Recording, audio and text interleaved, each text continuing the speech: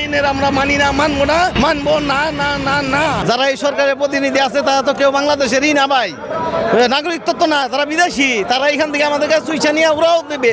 প্রবাসী যারা আছে তারা মোবাইল আনলে এটা রেজিস্ট্রেশন করতে অনেক হ্যাচেল হবে, আবার তার টাকার প্রয়োজনে বিক্রি করতে গেলে হ্যাচেল হবে। এত হ্যাচেল কেন? আমরা এটা এনআরই সংস্কার চাই। আমরা এই দেশের জনগণ, এই দেশের আমরা থাকবো, আমাদের প্রজন্ম থাকবে, এরা কেউ থাকবে না। এরা আমাদের কাছে সুইচা কয়দিনের জন্য আইসা এইভাবে আমাদের কাছে আত্মসাৎ করে নিয়ে উড়াল দিবে। তাদের এই দাবিকে আমরা মানতে পারি না, মানবো না। তারা কোনো জনগণের প্রতিনিধি না, তারা জনগণের দ্বারা নির্বাচিত কোনো সরকার না। আমরা 20 লক্ষ মানুষ আছি এই মোবাইল ব্যবসায়ীর সাথে জড়িত। সার্ভিসিং যারা করি তারা আছে, অ্যাক্সেসরিজ যারা বেচে তারা আছে, আমরা যারা মোবাইল ব্যবসা করি তারাও আছি।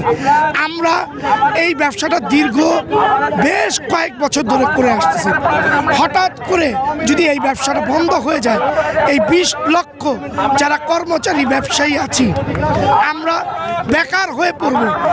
আমরা চাই না এই দেশে কোনো বেকারত্ব আর বাড়ুক, কারণ এই ব্যবসায়ীদের সাথে আপনার অনেক অনেক কর্মচারী এখানে জড়িত আছে।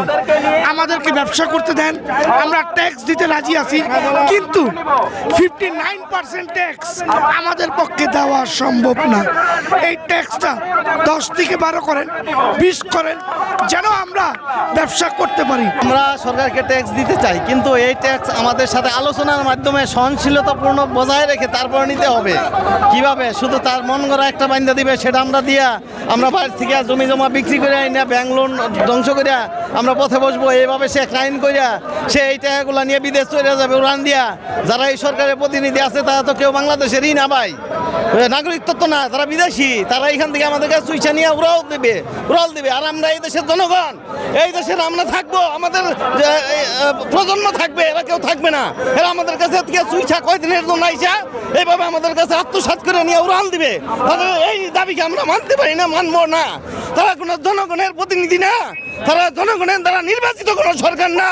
জনগণের প্রতিনিধি আইসা আমাদের সাথে পয়সা যে আইন করবে সেই আইনের আমরা তোয়াক্কা করব, কিন্তু এই আইনের আমরা মানি না, মানবো না, মানবো না না না।